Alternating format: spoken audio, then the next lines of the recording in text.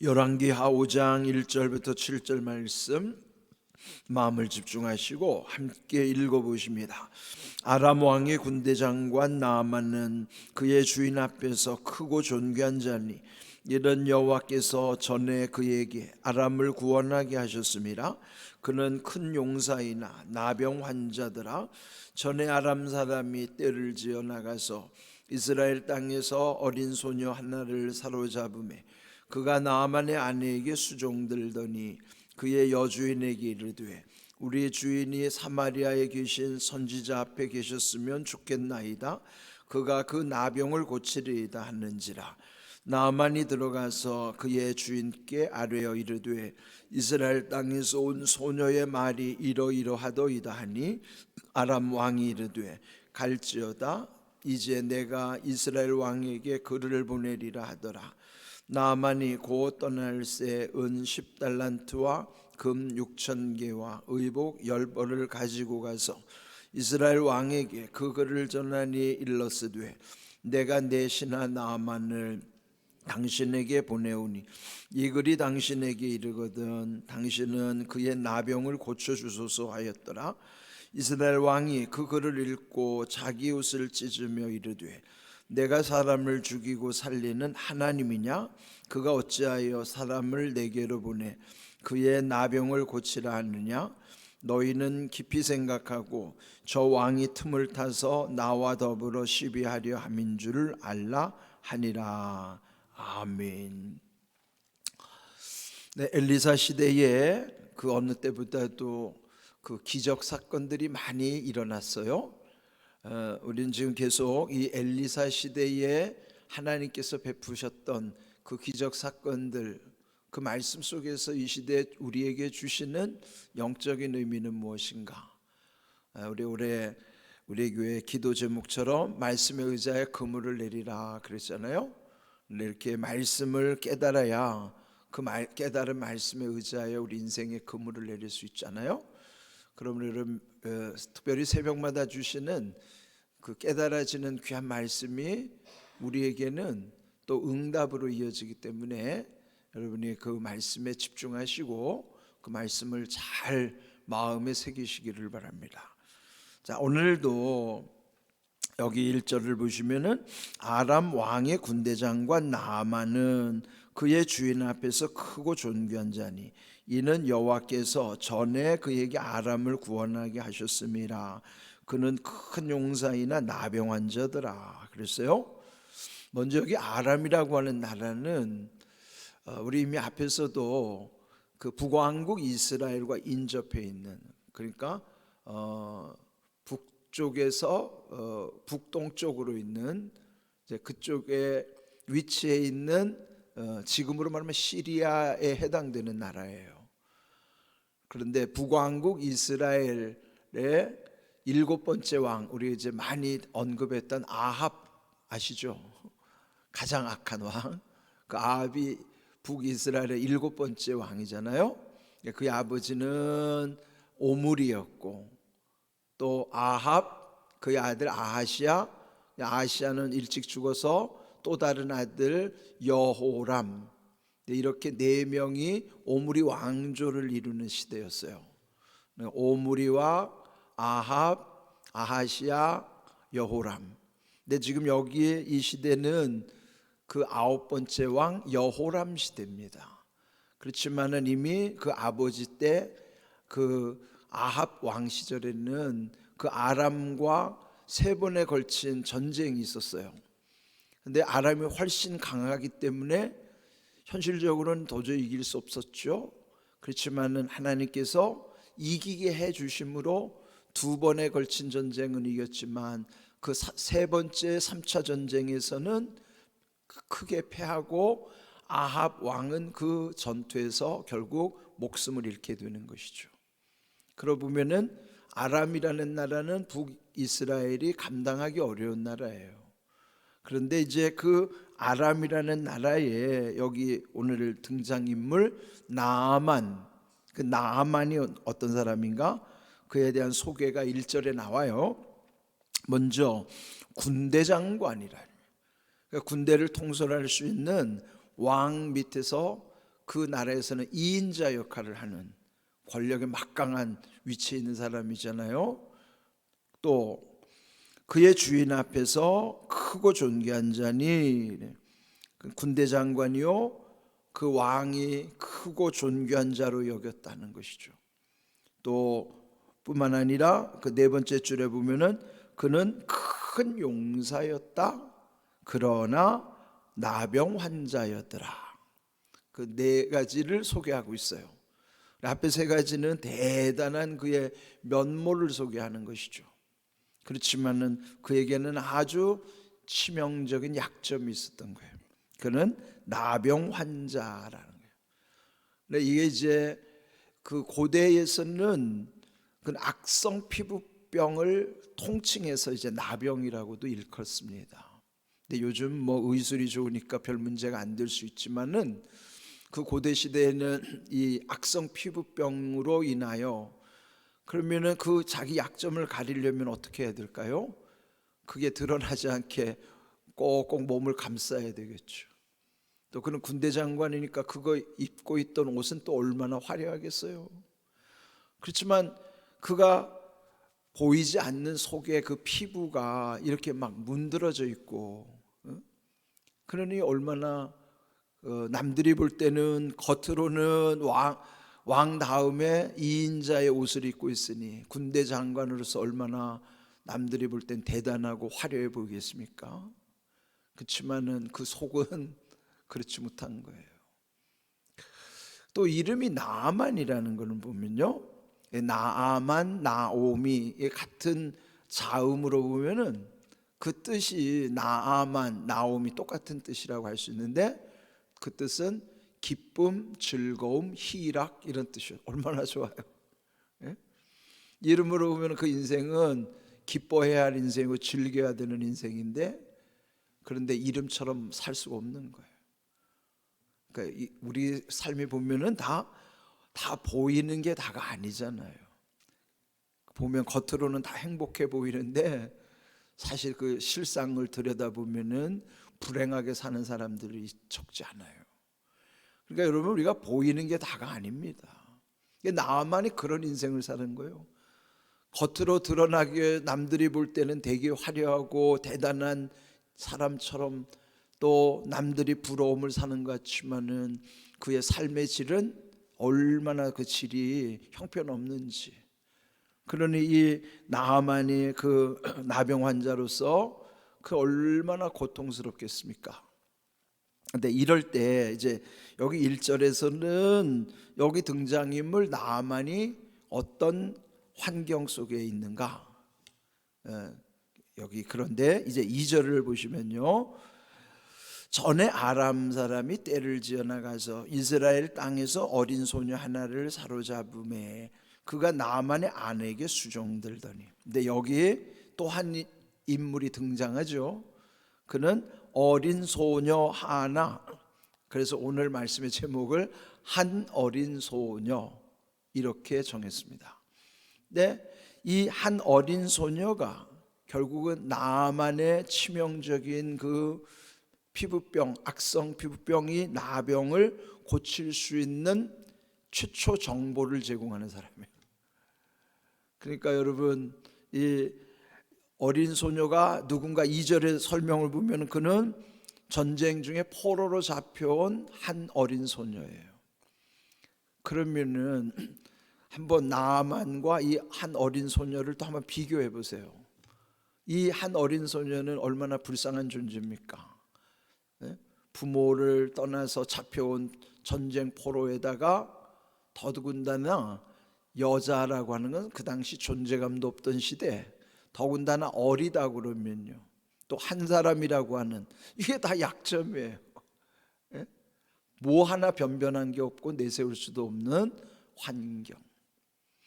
그런데 이 한 어린 소녀를 통해서 이제 마침내 이 나아만이 하나님을 만나는 길이 열려지는 거죠.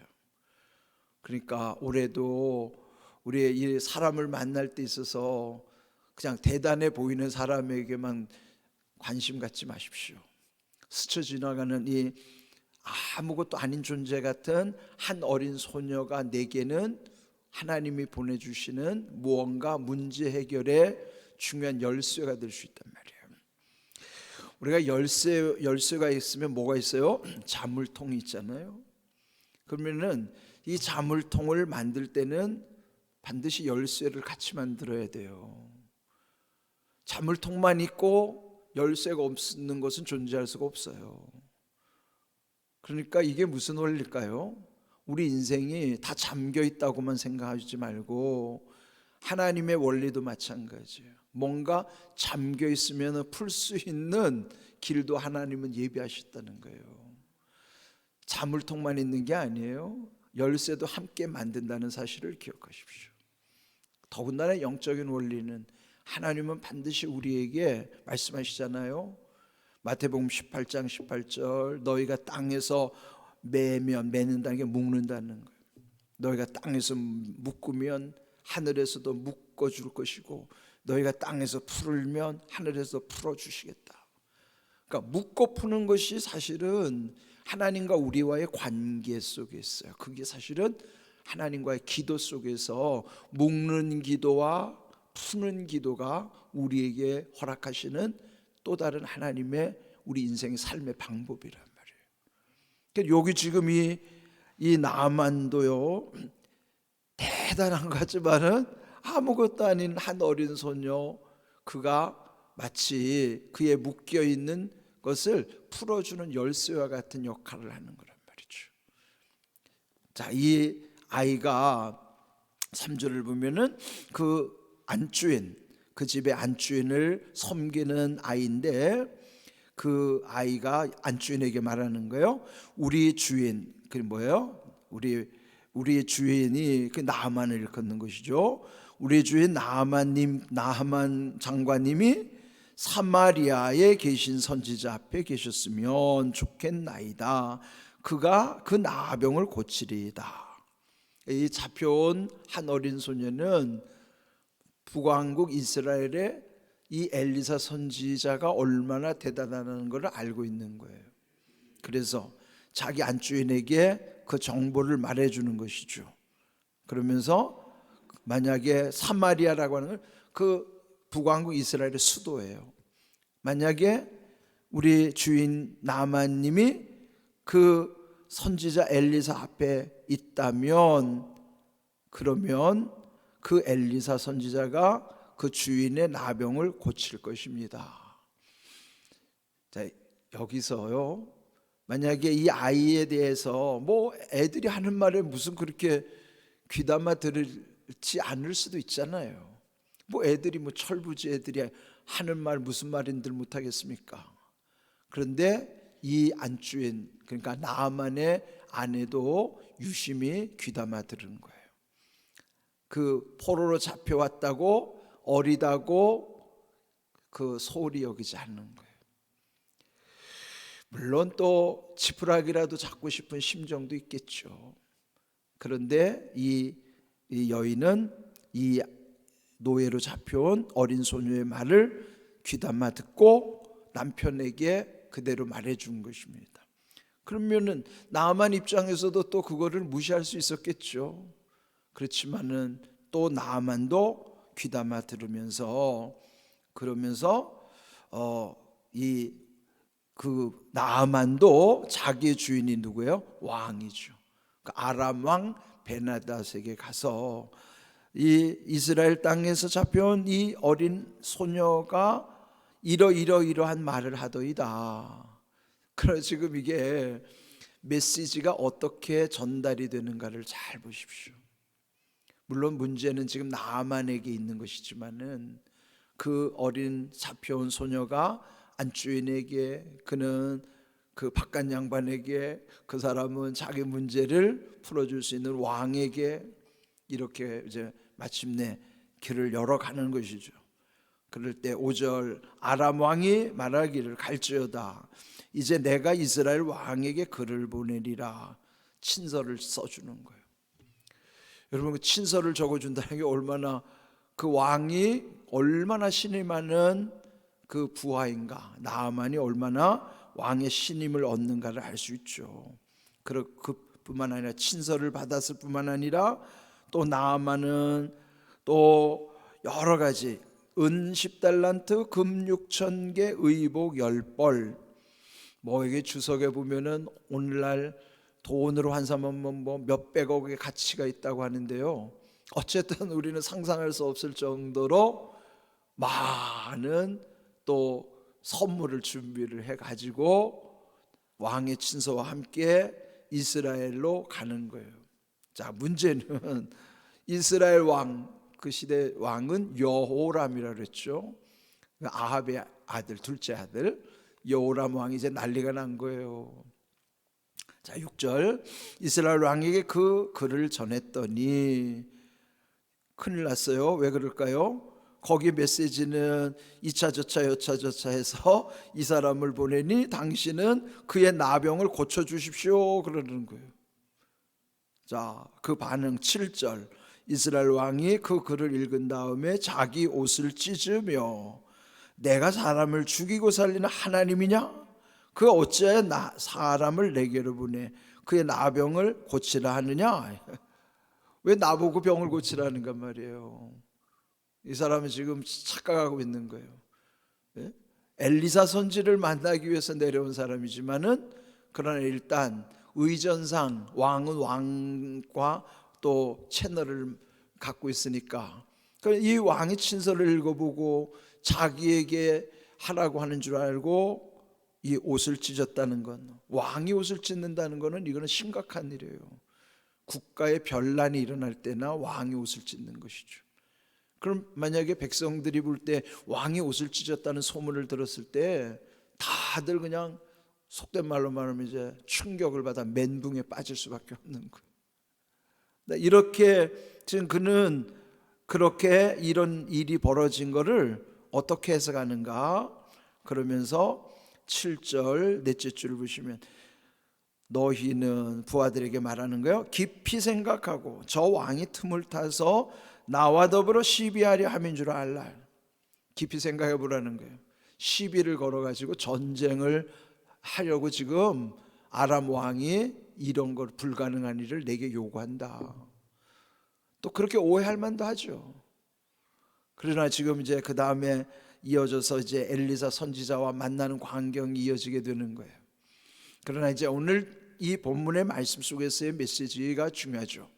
그러나 오늘 제목처럼 한 어린 소녀의 역할이 여기로부터 시작되는 거예요. 우리 교회에서 늘 제 기도 제목을 늘 정하고 또 기도할 때마다 마음에 새기는 거 있어요. 지극히 작은 한 사람을 사랑함으로부터. 그게 중요해요. 여기 한 어린 소녀는 우리 교회의 기도 제목처럼 지극히 작은 한 사람에 해당하는 거예요. 그는 지극히 작은 한 사람으로부터의 관심이 거기가 교회의 시작이어야 돼요. 거기로부터 강서구와 서울을 넘어서 민족과 세계를 품는 진정한 주님의 교회로서의 비전을 우리가 함께 이루고자 하는 거예요. 거창한 것에 먼저 눈길을 두지 마십시오. 지극히 작은 한 사람의 관심을 두십시오. 그것이 하나님의 마음이고 하나님 뜻이에요. 여러분 주변에 지극히 작은 한 사람의 관심을 가지시오. 그를 위해서 기도하시고, 그러면 그 지극히 작은 한 사람으로부터 하나님의 나라의 비전이 이루어지기 시작하는 거예요. 여기 오늘 이 어린 소녀를 통해서 나아만이 결국은 엘리사를 만나고 치유의 길이 열려져서 그도 하나님을 만나는 사람이 됐던 것처럼, 그러면 여기 이제 이 나아만이 이런 치유의 과정 속에서, 물론 모든 것이 왜 원인이 없겠어요? 그가 뭐 피부병, 그 악성 피부병이 그냥 생긴 건 아니겠죠? 뭔가 그도 자기 몸을 잘못 관리했기 때문에 그런 악성 피부병이 생겼겠죠. 원인 없는 결과는 없으니까요. 자, 우리 시편 32편 5절 말씀 함께 읽어봅니다. 내가 이르기를 내 허물을 여호와께 자복하리라 하고 주께 내 죄를 아뢰고 내 죄악을 숨기지 아니하였더니 곧 주께서 내 죄악을 사하셨나이다. 아멘. 그렇습니다. 문제는 우리 인생에는 허물과 죄가 원인이에요. 허물과 죄. 그래서 에베소서 2장 1절에도 보면은 너희가 허물과 죄로 죽었더니 주님이 우리를 살리셨도다 그랬거든요. 우리 인생의 문제는 허물과 죄의 문제예요. 그러니까 지금 이 나아만도 지금 이 허물, 이 지금 나병이라고 하는 이 허물, 그것이 그의 죄와 연결되어 있어요. 우리도요, 허물과 죄로 죽을 수밖에 없는 존재인데, 중요한 것은 하나님과의 관계에 있어서는 허물과 죄를 숨기지 아니하였더니 사하셨나이다. 그런 것처럼 여러분이 나아만이 자기의 수치를 꽁꽁 싸매고 겉으로는 화려한 옷을 입었지만 우리 인생이 그런 거예요. 꽁꽁 싸매둔다고 내 허물과 내 죄를 꽁꽁 싸매두면은 그거는 결국 더 악화되고 더 나빠지고 더 죽을 수밖에 없는 환경이 되는 거예요. 하나님 앞에서는 숨기지 아니해야 돼요. 가리면 안 되는 거예요. 하나님 앞에는 있는 그대로를 그대로 내놔야 돼요. 숨기지 아니하였더니 사하셨나이다. 이 하나님의 은혜의 원리입니다. 여러분의 새벽이 좋은 게 뭐예요? 하나님 앞에 하나도 가릴 것 없어요. 있는 그대로를 주님 앞에 내놓고 하나님께 다 토해내는 시간이에요. 얼마나 좋아요. 오늘 여기 주신 말씀을 잘 기억하시고 한 어린 소녀에 대한 관심, 하나님의 마음, 또 우리의 허물과 죄 주님께 숨김없이 다 내어놓을 수 있는 하나님과의 신뢰관계, 그런 믿음을 통해서 하나님의 은혜를 계속 누리며 유지해 갈 수 있기를 주님의 이름으로 축복합니다. 아멘.